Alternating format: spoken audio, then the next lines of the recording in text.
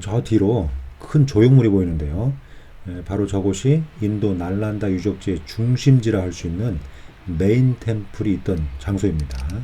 그리고 그 옆에 있는 이 장소는 보시는 것처럼 작은 소탑들이 세워졌던 흔적이 남아 있는데요.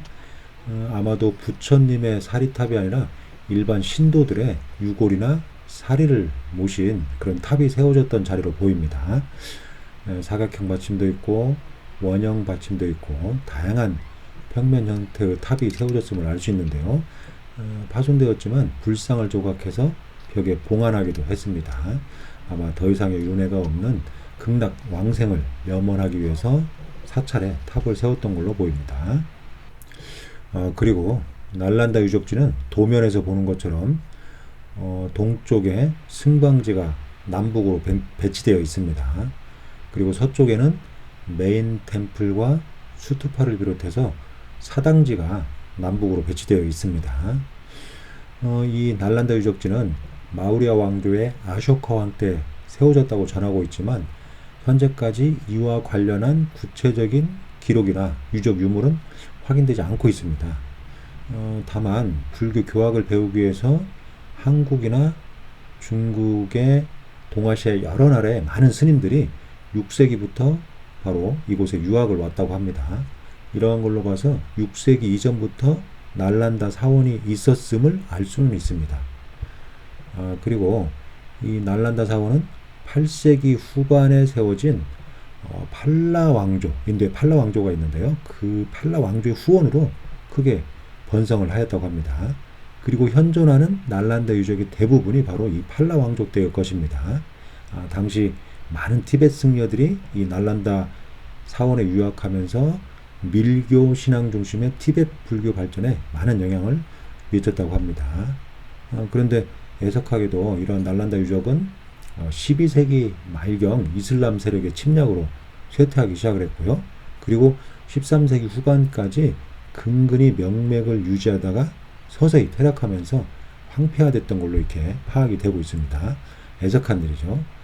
그리고 시간이 한참 흘러서 1800년대 초반 영국 학자들에 의해서 유물이 발견되고 유적이 조사되면서 날란다 유적지가 알려지게 되었고 현재까지 조사가 진행되고 있는데요.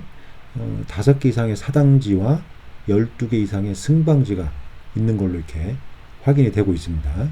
지금도 조사가 진행 중이어서 앞으로 더 많은 사당지와 승방지가 발견될 걸로 이렇게 보입니다.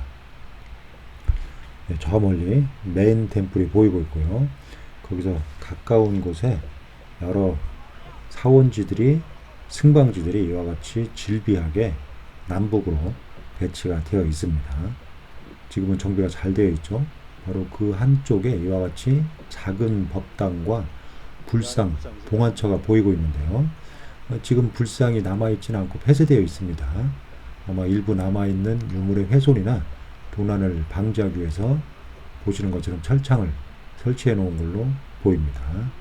벽돌을 쌓아서 작은 법당을 구성했음을 알 수가 있죠. 보시면 상당히 넓은 지역에 걸쳐서 날란다 유적지가 현재 위치하고 있음을 알 수가 있고요. 아주 넓은 유적지에 걸쳐서 돌이나 벽돌로 구성된 많은 건물지, 그 다음에 탑을 세웠던 자리, 이런 것들이 지금도 남아있고 그 사이로 관광객들이 관람을 할 수 있도록 이와 같이 작은 소로를 만들어 놓은 상태입니다. 바로 지금 이곳은 아주 규모가 상당히 큰데요. 템플 12입니다. 템플 12로 이렇게 명명이 되고 있는데요. 날란다 유적에서 규모가 가장 큰 사당, 그러니까 우리나라식으로 이야기하면 가장 규모가 큰 규모의 사찰이 있었던 곳이라고 할 수가 있습니다. 사찰 외곽 지역인데요. 사찰을 일정한 구역으로 나누었고 바로 그 안에 이와 같이 외곽 지역에 원형이나 사각형으로 만든 작은 탑들을 세웠던 자리가 남아있죠. 여기는 원형으로 만든 탑들이 아주 많았음을 알 수가 있습니다. 그래서 벽돌로 만든 큰 법당이 한가운데 있고 그곳에 이제 예불 공간, 공동 생활 공간이 있고 그리고 입구나 외곽에 작은 탑을 세웠던 그런 흔적들이 남아 있습니다. 대부분 벽돌로 탑을 만들었는데요. 일부 돌로 만든 탑들도 보이고 있습니다. 다양한 재료를 활용해서 탑을 만들었지만 거의 대부분 벽돌로 만들었음을 알 수가 있죠. 온도가 높은 더운 지역에서는 거의 대부분 벽돌로 집을 짓거나 탑을 만듭니다. 그리고 이것도 템플 12의 반대편입니다. 이제 기초부만 남아있지만 벽돌 기초 위에 여러 건물들이 있었음을 상상해 볼 수가 있습니다. 아주 많은 사원들이 질비하게 이렇게 구성이 되어 있음을 알 수가 있죠.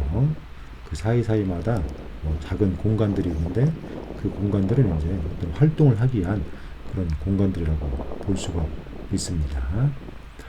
거의 대부분의 사원들이 한가운데에 법당이 있고 그 외곽에 승방들이 배치된 그런 모습을 보이고 있습니다. 여기도 사원이면서 승방이 질비하게 구성이 되어 있는 템플 6입니다. 템플 6. 상당히 넓은데요.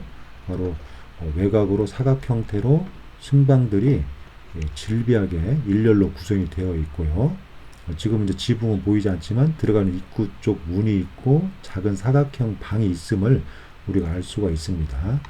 사각형으로 외곽에 쭉 둘러서 방들이 위치하고 있죠. 그리고 한 가운데에 다 같이 생활할 수 있는 공동 공간이 있습니다. 그리고 작은 법당도 있고 창고도 있고 그렇게 구성이 되어 있죠. 그리고 가운데 사각형 공간과 작은 승방들이 있는 그 사이에 뭔가 구분되는 또 다른 낮은 형태의 담벼락 같은 게 있는데 그 담벼락 위에 기둥 구멍이 있습니다. 바로 전체적인 생활 공간과 그 다음에 개인별로 생활하는 공간이 구분되어 있음을 저런 걸 통해서 알 수가 있습니다. 바로 이곳이 이제 공동 공간인데요. 상당히 넓죠. 가운데 이제 법당이랄지 아니면 어떤 특정한 스승이 바로 이곳에 모인 많은 학생들을 모아놓고 교육을 했던 그런 장소, 그러니까 예불이나 집회를 하기 위한 그런 장소임을 알 수가 있죠. 저 뒤쪽으로 이제 승방이 있는데 바로 이와 같이 특별한 곳에 구획을 내서 쭉 낮은 담을 싸서 위에 사각형 구멍이 있는데 바로 이곳이 기둥을 세웠던 그런 자리입니다. 기둥자리죠. 아마도 지붕이 있는 복도가 여기에 있었음을 알 수가 있습니다. 원래 인도는 우기에 비가 많이 오니까 비를 맞지 않도록 한 지붕 시설이 있지 않았을까 이렇게 생각을 해볼 수가 있습니다. 그러니까 지금은 이와 같이 기둥만 있지만 기둥 자리만 있지만 우리가 조금 더 상상을 해보면 원래는 이 위에 기둥이 세워지고 지붕이 있는 그런 구조였음을 알 수가 있죠.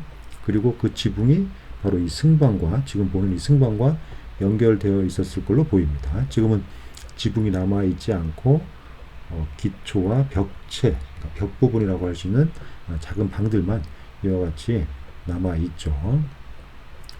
어쨌든 날란다 사원이 정상적으로 운영돼. 그러니까 전 세계 많은 승려나 신도들이 뭔가 불교를 배우기 위해서 이곳에 모였을 때 이곳이 굉장히 융성했을 때인데 그때가 이제 8세기, 9세기 정도 이렇게 추정이 됩니다. 이곳에 아마 엄청나게 많은 스님들이 머물면서 공부도 하고 수행도 했을 걸로 보입니다. 그 시대를 생각하면서 우리가 이 날란다 유적지를 상상하면 얼마나 융성했는가를 아마 오늘날 웬만한 대학보다 훨씬 더 많은 학생들이 이곳에 머물렀을 걸로 보입니다. 어쨌든 이 날란다 유적지는 고대 인도 사회에서 불교가 얼만큼 융성했고 또 그 융성한 불교가 동아시아 전체에 얼만큼 영향을 미쳤고 또 동아시아의 많은 스님들이 이곳에 와서 불교를 배우기 위해서 모였음을 알 수 있는 그런 역사적인 장소입니다.